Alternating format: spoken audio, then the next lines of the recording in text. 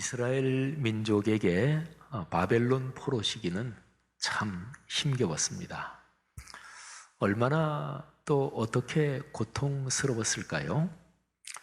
성경은 그 고통, 그 참혹함을 다음과 같이 표현합니다. 마치 나무가 아주 무시무시한 화염 속에서 불타는 것처럼 그렇게 참혹했습니다.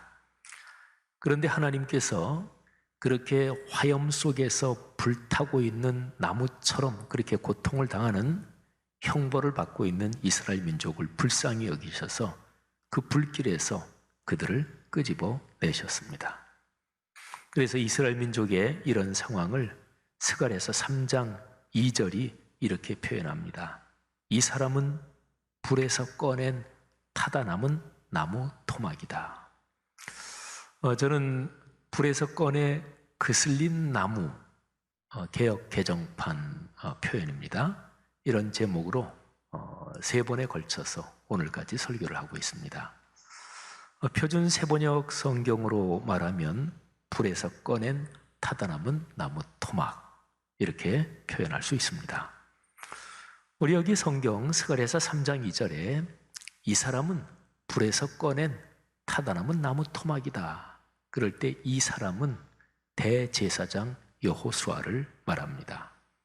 하나님께서 선지자 스가랴한테 환상을 보여주시는데 그 환상 중에 스가랴는 하늘의 재판정을 보고 있습니다. 근데 그 재판정 앞에 피고로 서 있는 대제사장 여호수아, 더러운 옷을 입고 있습니다.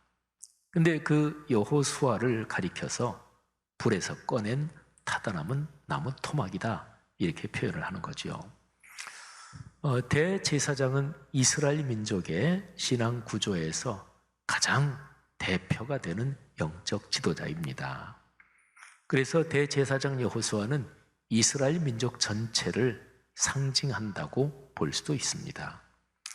스가랴서 3장에서 불에서 꺼낸 타다 남은 나무 토막, 그거는 표현상으로 보면 대제사장 여호수아를 가리키지만 전체 문맥의 흐름과 그리고 내부적인 내용의 흐름으로 보면 그 표현은 이스라엘 민족을 가리키는 것이라고 볼 수가 있습니다.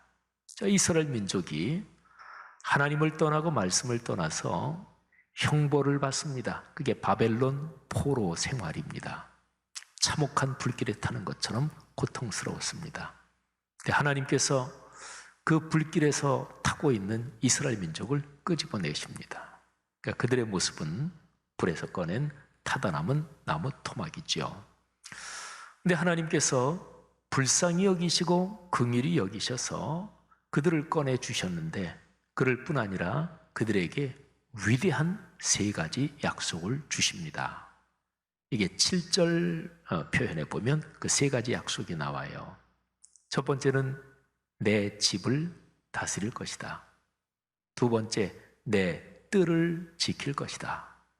세 번째, 여기에 서 있는 사람들과 함께 왕래하도록 출입을 허락할 것이다.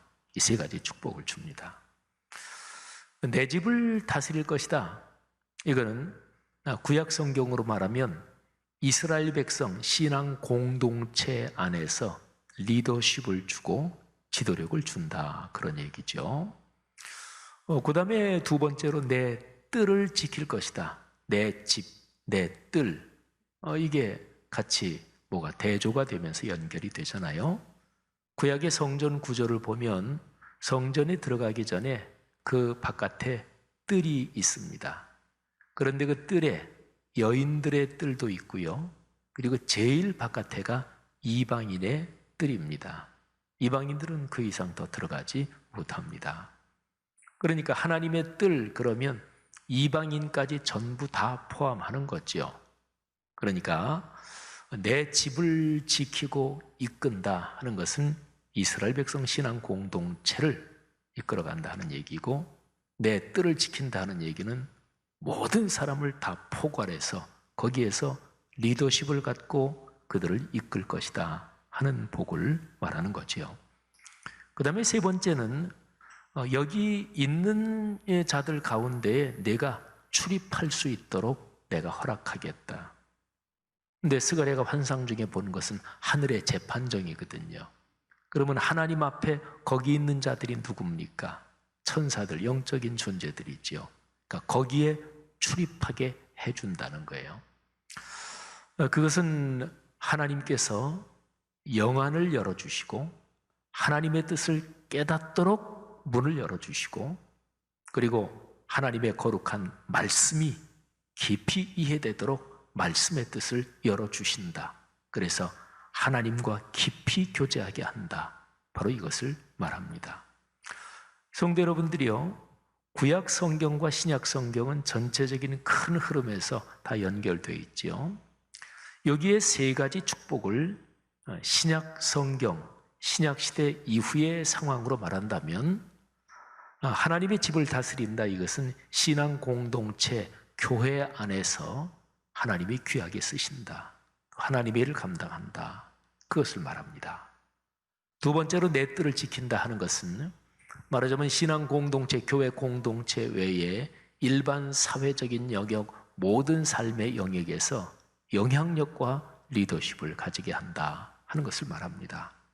그러니까 모든 사회적 활동, 인생길을 걸어가면서 경제적인 면이나 대인관계나 또는 이런저런 여러 가지 면에서 하나님이 축복해 주셔서 예수를 믿는 사람, 믿지 않는 사람 다 포괄해서 인생길에서 영향력, 리더십을 갖게 한다. 그런 거죠. 그리고 세 번째는 아까 설명한 대로 인생 여정을 하나님의 자녀로 걸어가는데 하나님께서 당신의 말씀을 열어서 뜻을 깨닫게 하시고 하나님과 깊이 교제하면서 영적인 그 깨달음, 그 영역에 자유롭게 출입하게 하신다. 이런 축복이죠. 사랑하는 성도 여러분들이요, 그리스도인으로 삶의 여정을 걸어가며 하나님께서 스가랴서 3장 2절에 약속하신 이 축복이 여러분 개인과 가정, 가문, 후손들에게 복이 되기를 주의 이름으로 축원합니다. 그런데 어떻게 하면 이 세 가지 위대한 축복을 누릴 수 있는 것일까요? 조건이 붙어 있습니다. 이 세 가지 축복은 스가랴서 3장 7절 뒷부분에 있는데요.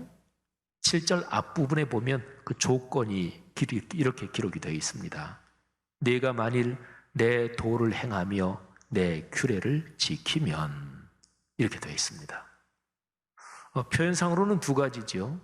내 도를 행하는 것, 그리고 내 규례를 지키는 것. 표현상으로는 두 가지지만 내용상으로는 한 가지를 그냥 다른 표현으로 반복해 놓은 것입니다. 하나님의 도, 하나님의 가르침, 하나님의 길인데 하나님의 길로 실천한다. 그리고 하나님의 규례, 말씀을 지킨다. 같은 내용이지요. 그러니까 이 세 가지 위대한 축복이 걸려있는 조건은 그거예요. 말씀대로 살면, 하나님의 거룩한 말씀이 삶으로 이어지면, 말씀이 삶이 되는, 바로 그렇게 인생을 헌신하면 하나님이 그런 축복을 주신다 하는 것이지요. 사랑하신 여러분, 저는 불에서 꺼낸 타다 남은 나무 토막, 불에서 꺼내 그슬린 나무, 이런 똑같은 제목으로 1, 2, 3, 오늘이 마지막 세 번째 설교고, 그래서 스가랴서 3장을 계속 묵상하고 있는데 오늘 세 번째 설교 제목에는 제가 부제를 달았습니다. 부제가 이들을 보라. 이들 축복받은, 하나님의 축복을 받은 사람들을 보라 하는 것인데, 불에서 꺼낸 타다 남은 나무 토막처럼 볼품이 없지만 또 하나님께 매를 맞아서 참으로 힘든 상황이지만 하나님께서 그들에게 은혜를 베풀어서 세 가지 위대한 축복을 주신다.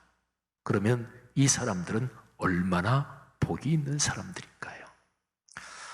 사람은 누구나 다 완전하지 못합니다. 그 어떤 사람도 약점이 있고, 그리고 허점이 있고, 그리고 다른 사람에 비해서 뒤떨어지는 부분이 반드시 있습니다. 돈 많고 똑똑하고 이런 사람이 모든 게 다 뛰어난 게 아닙니다. 근데 하나님께서 쓰시는 사람, 하나님께서 은혜를 베푸시는 사람, 그 사람은 하나님께서 그 사람의 약점, 허점까지도 다 끌어안으셔서 사용을 하십니다. 그러니까 중요한 것은 하나님의 은혜를 받느냐, 하나님의 은혜의 품에 있느냐, 이게 중요합니다. 오늘 여기 스가랴 3장에서 하나님의 은혜를 받고 하나님의 위대한 도구로 사용되는 사람들, 이 사람들 얼마나 복이 있는 사람들인가요?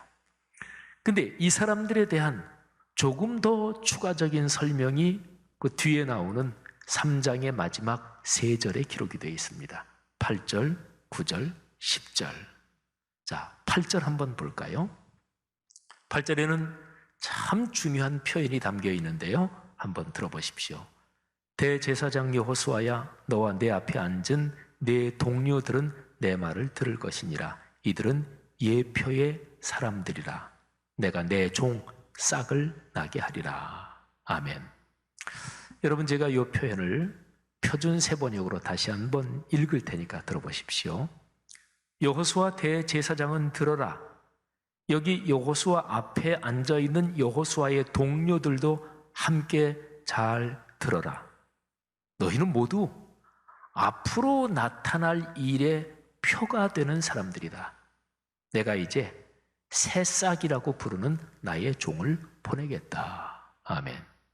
자, 여기서 우선 싹, 새싹, 이거는 앞으로 오실 메시아, 그리스도 예수를 가리키는 말이에요. 근데 여기서 중요한 표현이 예표의 사람들, 미리 뭐를 보여주는 그런 역할을 하는 사람들, 이런 뜻이죠. 누가 예표의 사람들이에요? 여호수아와 여호수아의 동료들이 예표의 사람들이다, 이런 거죠. 여러분, 하나님께서 구약 성경 여러 곳에 인류를 구원하실 구세주, 히브리어로 말하면 메시아, 헬라어로 말하면 그리스도, 구세주를 보내주신다. 그분이 바로 예수님이죠. 여기에 스가랴서에서도 그 얘기를 하는 거예요. 근데 하나님의 그 메시아를 보내주신다는 그 약속이 마저 말씀대로 이루어질 거야. 메시아가 오실 거야. 그렇게 사람들이 믿을까요? 뭐 믿는 사람도 있었고 안 믿는 사람도 있었겠죠. 근데 믿는 사람은 뭐가 어떤 건덕지라도 있어야 믿을 거 아니겠어요? 그런데 여기에 나타나는 지금 대제사장 여호수아하고 여호수아의 동료들, 이 사람들을 다른 사람들이 보면서 야, 저 사람들을 보니까 메시아가 오신다는 하나님 말씀 이루어지는 거 맞네, 이런다는 거예요. 그러니까 여호수아와 그 동료들이 메시아 예수 그리스도가 이 땅에 오신다, 그거를 미리 보여주는 예표의 사람들이라는 거예요. 아니, 이 사람들이 어쨌길래 그런 걸 미리 보여주는 역할을 하나요? 자, 이 사람들은 하나님의 도를 행하며 하나님의 말씀을 지키며 사는 사람들입니다. 그러니까 여호수아나 다른 그 동료들을 보면서 다른 사람들이 말이죠, 야, 저 사람들 자기들이 믿는 하나님 말씀 진짜 열심히 지켜. 그리고 야, 저 사람들 자기들이 믿는 하나님 때문에 그 말씀이 이루어지면서 복을 받는 사람들이야. 그렇게 평소에 보고 또 그렇게 인정하니까 야, 저 사람들이 앞으로 오실 메시아, 세상의 구세주를 기다린다며, 아, 그러면 맞을 거야. 말하자면 이런 상황, 이런 분위기가 되는 것입니다. 여호수아와 그의 동료들의 삶을 한마디로 말하면 말씀이 삶으로 이어지는 그런 삶의 구조를 가지고 있는 거예요. 그런데 하나 질문이 있습니다. 이 사람들이 말씀을 100% 완벽하게 지킬까요? 아니요. 그런 사람은 없습니다. 여호수아와 그의 동료들, 이스라엘 백성 전체를 의미하는 것이고 신약시대로 내려오면 교회 공동체를 의미하는 것인데, 이스라엘 백성 하나님 앞에 무수하게 범죄했고 예수님 오신 이후에 본격적으로 시작된 역사적 현상으로서의 교회 공동체도 2000년 역사에서 수없이 많은 죄를 범해 왔습니다. 또 우리 그리스도인 개인으로 따져도 우리 누구나 다 완벽하지 못합니다. 그런데 중요한 것은 그럼에도 불구하고 주님의 말씀을 붙잡고 살기를 원합니다. 주님의 말씀이 제 삶에서 이루어지기를 원합니다. 주님 말씀의 은혜를 주옵소서. 순종하겠습니다. 이렇게 결단하며 다시금 고백하며 인생길을 걸어가는 것입니다. 그때에 하나님께서 주시는 은혜가 있는데 우리의 죄와 허물, 잘못을 하나님께서 용서해 주시는 거예요. 그게 바로 9절 말씀에 기록되어 있는 거예요. 자, 9절 말씀을 제가 표준 세번역 성경으로 봉독해 드리겠습니다. 나 만군의 주가 말한다. 내가 여호수아 앞에 돌 한 개를 놓는다. 그것은 7 눈을 가진 돌이다. 나는 그 돌에 내가 이 땅의 죄를 하루 만에 없애겠다는 글을 새긴다. 자, 표현이 참 특이하죠. 돌 하나가 있는데 눈이 7개래요. 그 눈은 세상을 감찰하는 하나님의 눈, 그리고 하나님의 감찰하시는 그 능력입니다. 근데 그 돌에 하나님이 글을 새긴대요. 내가 이 땅의 죄를 하루 만에 없애겠다. 어쨌든 죄 용서에 대한 그런 약속입니다. 하나님께서 죄를 용서하십니다. 우리가 하나님께 은혜를 받는다 이런 표현 많이 쓰잖아요. 모든 은혜 중에서 가장 큰 은혜는 내 죄가 용서받는 은혜입니다. 이게 은혜 중에 은혜입니다. 가장 위대한 하나님의 선물이지요. 사람은 근본적으로 이 은혜 덕분에 살아갑니다. 여호수아와 그의 동료들이 앞으로 오실 메시아 예수를 미리 보여주고 확증해주는 역할을 어떻게 할 수가 있나요? 하나님이 그런 은혜를 주시기 때문에 그런 것입니다. 자, 이 사람들, 하나님의 은혜를 받고 있는 이 사람들을 보라, 이렇게 되는 거죠. 여러분, 인생길 걸어가시며 실수, 잘못, 범죄 이런 데서 하나님이 여러분을 다시 끌어안아 주시고 다시 회복시켜 주시는 그런 은혜가 여러분의 평생에 함께 하실 거예요. 그런 은혜 충만하시기를 축복합니다. 그런 사람들에게 하나님이 주시는 궁극적인 선물이 10절에 나옵니다. 스가랴서 3장의 맨 마지막 절이에요. 자, 10절 말씀 제가 개역 개정판 그리고 표준 세번역 순차적으로 두 번역으로 한번 읽어드리겠습니다. 만군의 여호와가 말하노라. 그 날에 너희가 각각 포도나무와 무화과나무 아래로 서로 초대하리라 하셨느니라. 나 만군의 주가 말한다. 그날이 오면 너희는 서로 자기 포도나무와 무화과나무 아래로 이웃을 초대할 것이다. 아멘. 표현이 참 특이하죠. 포도나무, 무화과나무 아래로 서로 초대하고 그런다는 거예요. 장면이 아름답죠. 거기서 뭐 할까요? 같이 식사하고 같이 얘기하고 기쁨과 행복을 누리는 거죠. 포도나무와 무화과나무 아래로 서로 초대한다. 요 표현은요, 구약성경 표현에서 가장 행복하고 가장 커다란 축복을 누리면서 풍요롭게 산다. 하나님의 위대한 축복을 누리며 산다. 우리 한국식의 표현으로 말하면 태평성대를 누리며 산다. 바로 그 표현이에요. 이스라엘 민족의 역사에서 이스라엘 민족이 가장 풍요하고 가장 강대했던 때는 솔로몬 다윗 시대입니다. 그런데 열왕기상 4장 25절에 보면 솔로몬 치하에 참 풍요롭고 행복했다. 그게 이렇게 표현되어 있습니다. 솔로몬이 사는 동안에 유다와 이스라엘이 단에서부터 브엘세바에 이르기까지, 단은 이스라엘 제일 꼭대기 북쪽이고 브엘세바는 이스라엘 제일 남쪽입니다. 단에서부터 브엘세바에 이르기까지 각기 포도나무 아래와 무화과나무 아래에서 평안히 살았더라. 아멘.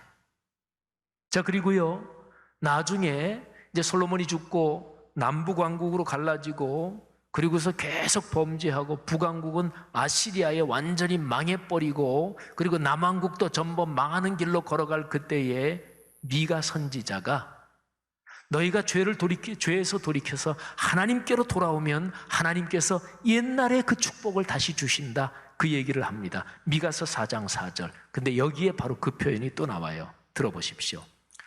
사람마다 자기 포도나무와 무화과나무 아래 앉아서 평화롭게 살 것이다. 사람마다 아무런 위협을 받지 않으며 살 것이다. 이것은 만군의 주께서 약속하신 것이다. 아멘. 그러니까 미가 선지자는 타락의 길로 계속해서 질주하는 자기 민족에게 하나님께로 돌아와라. 그 옛날에 다윗 솔로몬 시대 하나님이 주신 축복 생각해봐라. 포도나무와 무화과 나무 아래로 서로를 초대하면서 행복하게 풍요롭게 살던 그 축복을 하나님이 다시 주신다. 이렇게 말씀한 거죠.